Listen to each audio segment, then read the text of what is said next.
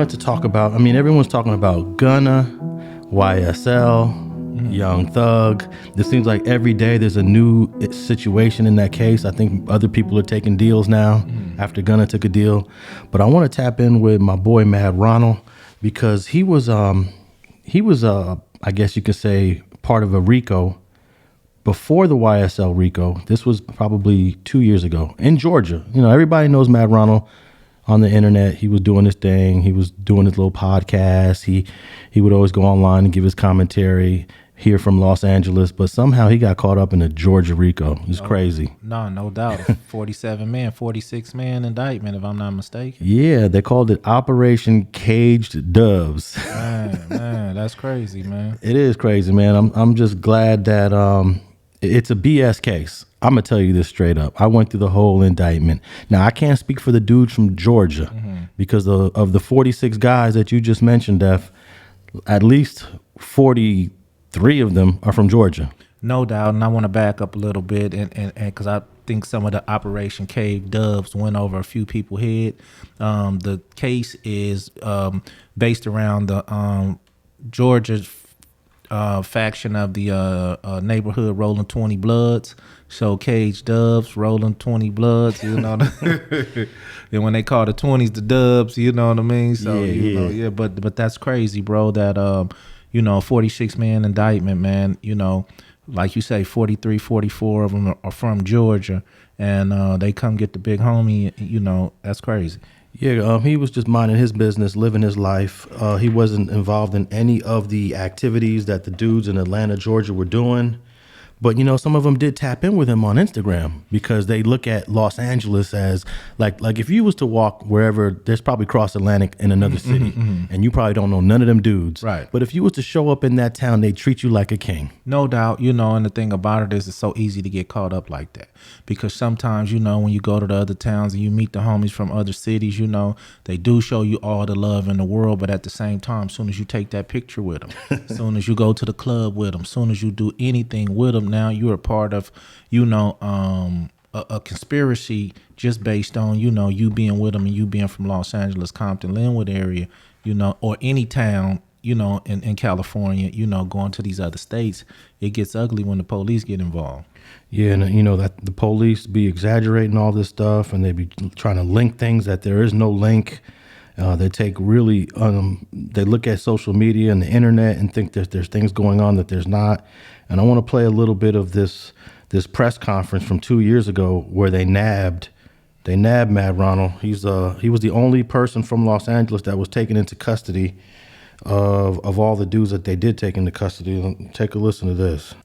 We appreciate your commitment to right, and we appreciate your commitment to law enforcement. This is the GBI, this is a very Georgia Bureau of Investigations. You'll find it very interesting. Same people that is doing the YSL and this time I'll Gunna turn case. things over to the GBI Director, Vic Reynolds.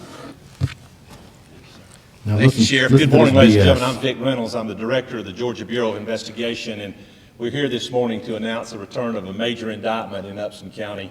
Before we do that and give you some details, it's my first very distinct honor and pleasure to be able to introduce to you today the Governor of the state of Georgia, Brian Kemp. Most of you may know this, but as part of Governor Kemp's both campaign platform and his administration was the stopping and dismantling of criminal street gangs in the state of Georgia. And not only do we have a governor who talks that talk, but we have a governor who walks that walk. I will tell you, it's on behalf of law enforcement, for us to be in a position we are today to, at the culmination of a virtual year-long investigation resulting in some details I'll give you in a moment, and to have the governor and the First Lady come down here to support us is just a tremendous statement in support of the men and women in brown and blue and the agents both on the state and federal level. So I certainly want to take a moment to thank them. So before I give you a lot of details about the case today, it's my distinct honor and pleasure to introduce to you the 83rd Governor of the state of Georgia, Mr. Brian Kemp. Can you believe how big of a deal they're making this? They got the governor, the GBI head. Thank you, Vic, for that, and I'm honored to be here. And I just want everyone to know this is all BS that we're listening to. This is from 2 years ago. All the professionals that we have in the room that have worked day and night literally on this case and many others to get us to this point today. I know the First Lady has been mentioned, but her and our girls are strong supporters not only of law enforcement and our men and women serving in armed services, but all the folks that are working with them side by side every day, our first responders and our prosecutors and a lot of other people, quite honestly, that aren't mentioned that are all part of this whole team. So I want to thank you guys for that, as well as our First Lady for being here. I did just want to mention our Attorney General, Chris Carr. There's no greater team player in the state of Georgia than Chris Carr when it comes to stopping street gangs and going after drug cartels and ending human trafficking. It's something that he has worked on for a long time. Chris, I want to thank you for your support, not only of my administration's agenda, but all that the First Lady's been working on with human trafficking. He's been in the trenches for a long time, rarely asked for recognition, but is just a great team member, and we appreciate you. I know Senator John Kennedy's here this morning, who is also a strong supporter of what we have going on today, the gang task force, the support of that in the state budget, as well as the chairman and a lot of other local elected officials that I know very well that are in the community and that I've gotten to know, and certainly with Sheriff Kilgore and Dix and Chief Richardson. We appreciate all of your leadership on the ground. And of course, the DA Broder, thank you for a great job that you're doing. Yeah, that's crazy, man, how they even got the senator in there. Had the honor. Yeah, they got a whole bunch of people. I'm going to put a link to this video in the show notes, but they got about 20 people standing behind. And then at some point they start talking about Madd Ronald. The young lady, I believe, started talking deal about with. Yeah. Southern. Let me fast forward to. Also, I mentioned Senator. They spent about 20 minutes thanking everybody. Assembly that have support. But that just because we're having. Let's see. Here we go. Trying the case here in this county. We're very proud of our partnership with DA. Georgia Department of Corrections is a partner that works with us. All right, they're just like patting everybody on the back. He and that group, under the direction of General Cardin, do a tremendous. Let's get to the and prevention, felony murder, and 4 counts of conspiracy. All right, so they have like one murder in this whole case, which has nothing to do with Ronald, by the way. There's an additional 59 counts of the violation of the Georgia Street Gang Terrorism and Prevention Act, the Gang Act here in Georgia. You may have heard us say before, it's one of the most powerful tools that the legislature has ever given law enforcement, and we certainly appreciate their willingness to do that. There are multiple counts of trafficking in methamphetamine, trafficking in heroin, multiple counts of possession of firearm during the commission of a felony, possession with intent to distribute marijuana, possession by felony convicted felons in the possession of a firearm, financial transaction card fraud. All right, so they're going to name all the crimes. Yeah, they had a whole bunch of charges into criminal activity. Let's get to the counties and through other parts of the department. The Georgia Department of activity of criminal street gangs will not be stopped by the state agency.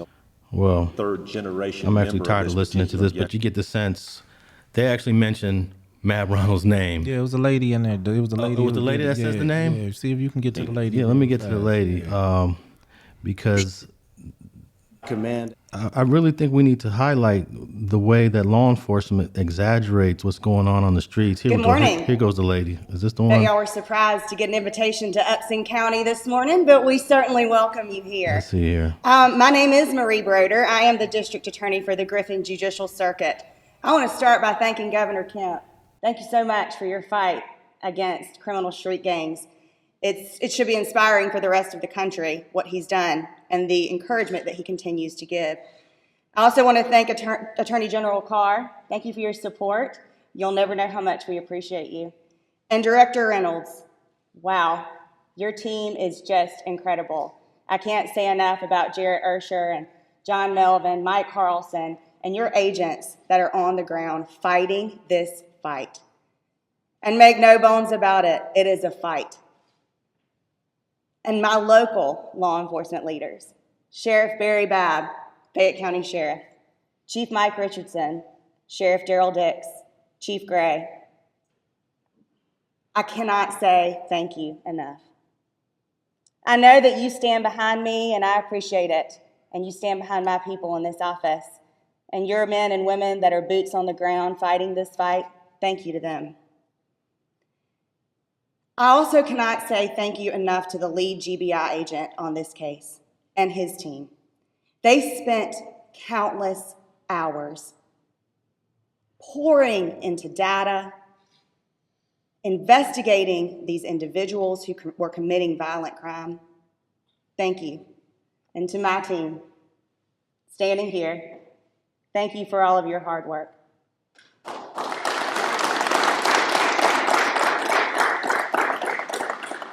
As you all have heard, this was truly a group effort. It was important to me because I've served this community, Upson, Pike, Spalding, and Fayette County for many years.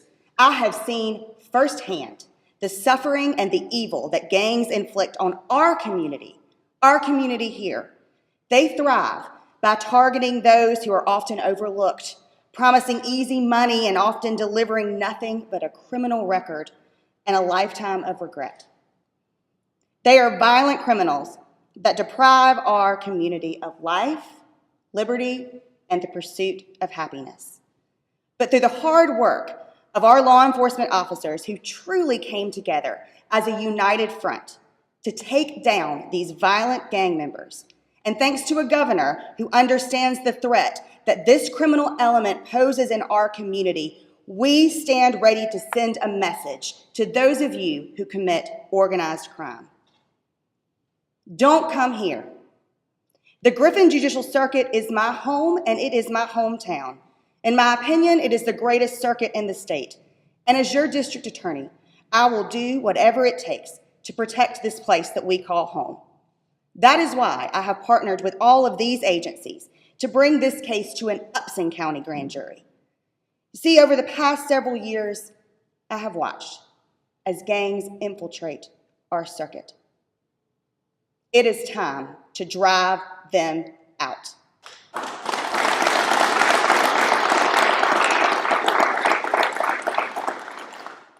Gang members, this is for you. Make no mistake, if you choose to commit crime in the Griffin Judicial Circuit, whether you wield the gun yourself or direct another to wield it in your place, we will prosecute you to the fullest extent of the law.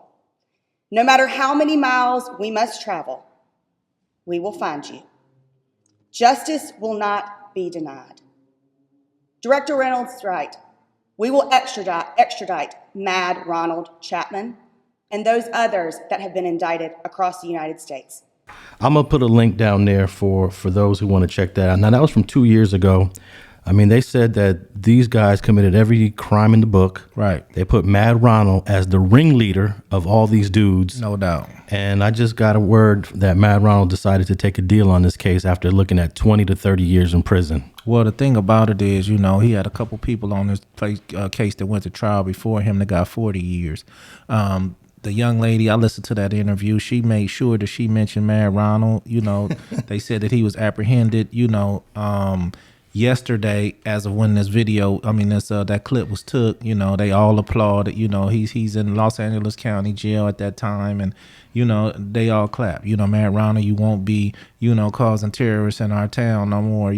And to think that, after 27 months he been sitting there, Alex, that they didn't have as much evidence as they thought they had. They actually had absolutely zero evidence against Madd Ronald. And again, I ain't speaking, when I say this is a whole BS thing, I'm not saying that there's other people from Georgia that did whatever they did.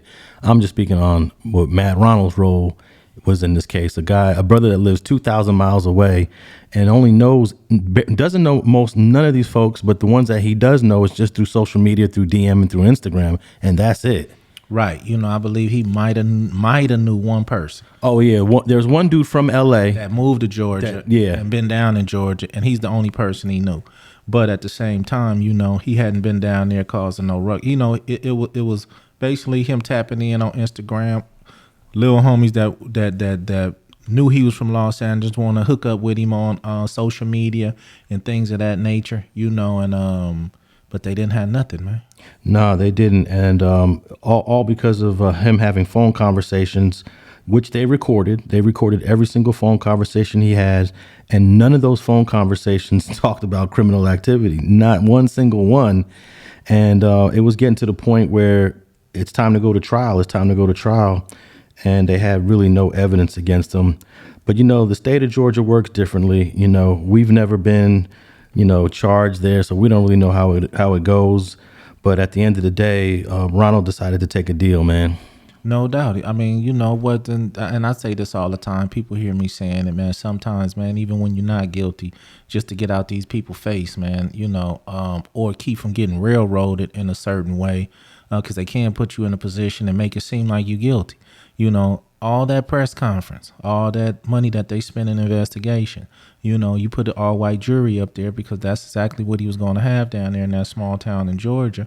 How could he win? Black gang member, ex-gang member from Los Angeles down here with the gang that's down here actually, functioning and maybe really selling drugs, just not him. But when they put him at the top, bro, and say he was the leader, what are these people supposed to believe, Alex? I know. If you put a whole bunch of older white folks that are born in the 1950s and early 1960s, and you trust the law enforcement in your state and in your county, and they tell you that these guys are monsters, you're going to believe that. No doubt, and that's why he took the deal to keep from, maybe having to. But let me ask you this. Did he actually take a deal, or did he go to trial and the judge sentenced him to what he got because probably the judge knew it was some bullshit case himself? No, he never went to trial. Oh, okay. Never went to trial. He's been sitting in there for over 2 years. I think 27 months he's been sitting in there. And he has not went to trial, and he hasn't even really been seen. He hasn't been outlined his evidence. All the evidence against him hasn't even been outlined in a way where he can say, okay, I see what they're talking about. Right. So eventually they started to offered him an 18-year deal. And I got a phone call here with Ronald that I want the people to hear. I'm gonna just see if I could pull it up. But they offered him an 18-year deal. That's not really a deal when you didn't do nothing. Right, no doubt. And then they offered him a 10-year deal. And I would agree. I would also say that that's not a deal if you didn't do nothing.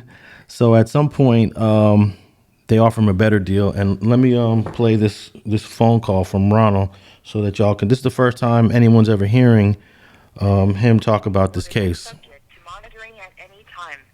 You may begin speaking now. What's up?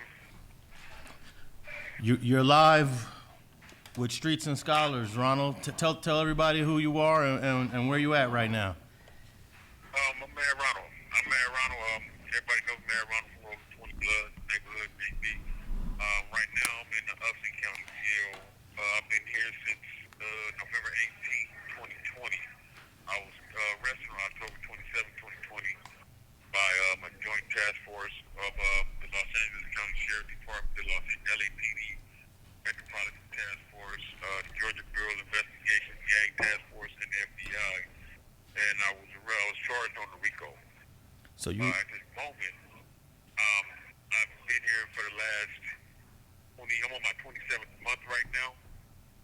At this time, I'm on my 27th month in custody at this time right now. On December the 5th, I was sentenced to 5 years. Okay, so let's back up real quick. So basically, you're charged with the same RICO in Georgia that the rappers Young Thug and Gunna were charged with after you were charged. Yeah, we're all on. That's a different case, but I'm charged under the same crime. Under this, basically the same thing, the Racketeering Influence Corrupt Organizations Act.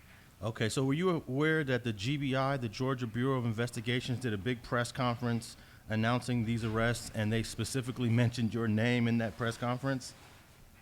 Not at the time. I have since I've been in custody, I've been made aware of that, but I didn't know then. I didn't even know that I was under investigation or anything like this. I had no idea that I was under any kind of investigation, or I didn't know I was even on their radar.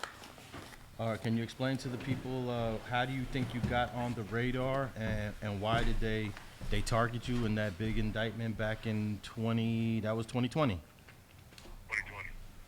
Well, the thing about it was somebody that was calling me, somebody that got caught up in the crime down there. A little homie that was called Rollin 20 members from Los Angeles in Georgia. And he got caught up on a case. And what it was, he was calling me from jail. So evidently somewhere through here, they thought they was putting the dots together, connecting the dots, making 2 and 2, 4. And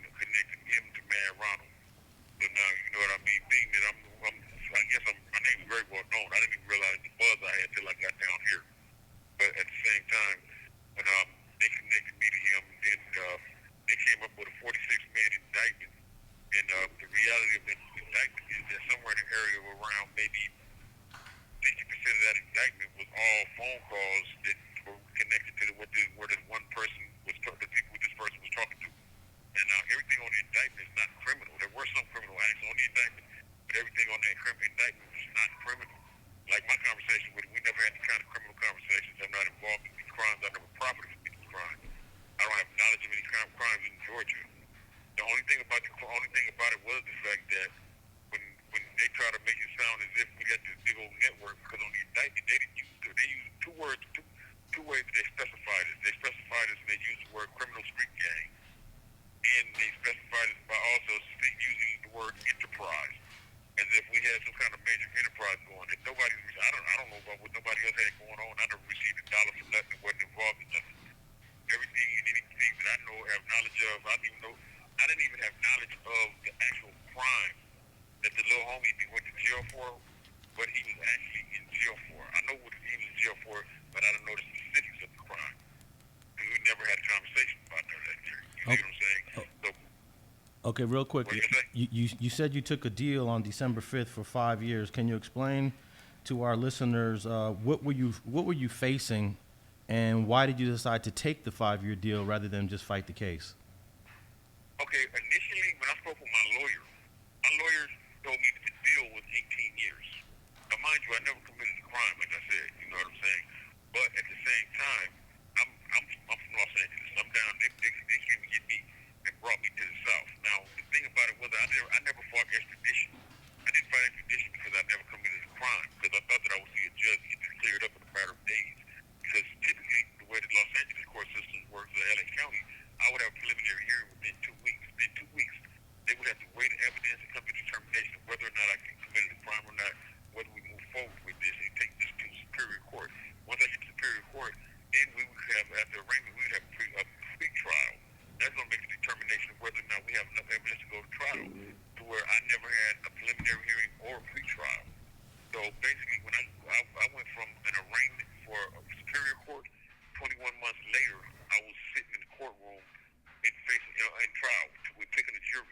Now, when we got to picking the jury pool, when we went through the panel at 12 people, we went halfway through the jury. The first panel, there was one black person in that pool, and he was disqualified because he worked for the district attorney's office in some form or fashion.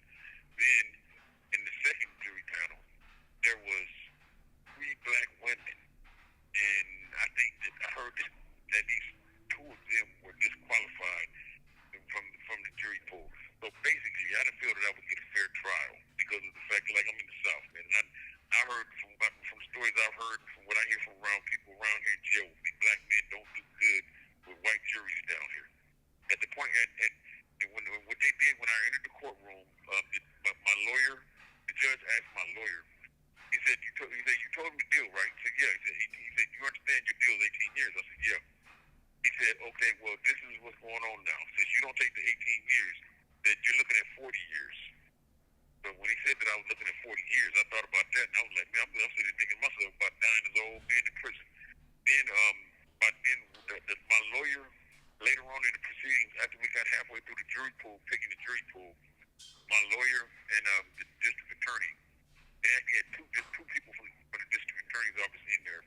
But the main person, my lawyer and that person, they were having a conversation, and my lawyer came to me and said, well, my lawyer's willing to, the district attorney's willing to offer you a deal, and the cap on that deal, the time you would serve, would be no more than 10 years. And I was like, damn, 10 years? He said, yeah. He said, but the judge might meet you halfway. The judge might meet us halfway, he might end up with 5. And I thought about that, and I said, wait, I've been down 2 years. So if I've been down 2 years, and if I got 5 years, that means that I'm practically halfway done, or 3/4 done with that sentence already. So when I thought about that, I said, well, I can see light on the other side. Even though I was nervous, thinking to myself that I might get 10 years and do stuff. You know what I mean? But I said that would be 18 years. That would be 40 years. So when I told my lawyer that, okay, we can do that. The judge gave me 5 years. So now I've got 5 years. I've been in custody since this is my 27th month in custody, January 2023. So figure I'm probably looking at maybe another year. Probably at the longest, probably 18 months. Did you ever? Know what I mean? Did you ever get a chance to examine the evidence that Georgia had against you and what they would have used against you if you was going to go to trial? No, I haven't. Like I said, there was no pre-trial, there was no preliminary hearing. That was the thing. You know what I'm thinking is this is what we would be doing in the court of law in like Los Angeles. In Los Angeles, my lawyer would have had the opportunity to dispute the evidence. And you know what I mean? They would have to weigh the evidence right there before me and my lawyer and come to the determination. Okay, we got the point there. I really want to tap in with you, F. And I mean, you've been in decisions where you've taken deals, and most of the time we want to avoid the trial because if you're found guilty, they're going to give you more time, basically. No doubt. And at the end of the day, I felt bad that he took this 5-year deal because I had a chance to tap in with the lawyers and tap in with some other people who had inside information, and everyone that had looked at Ronald's role knew he did absolutely nothing. So I'm like, man, we're going to fight this. We're going to fight this. We're going to fight this.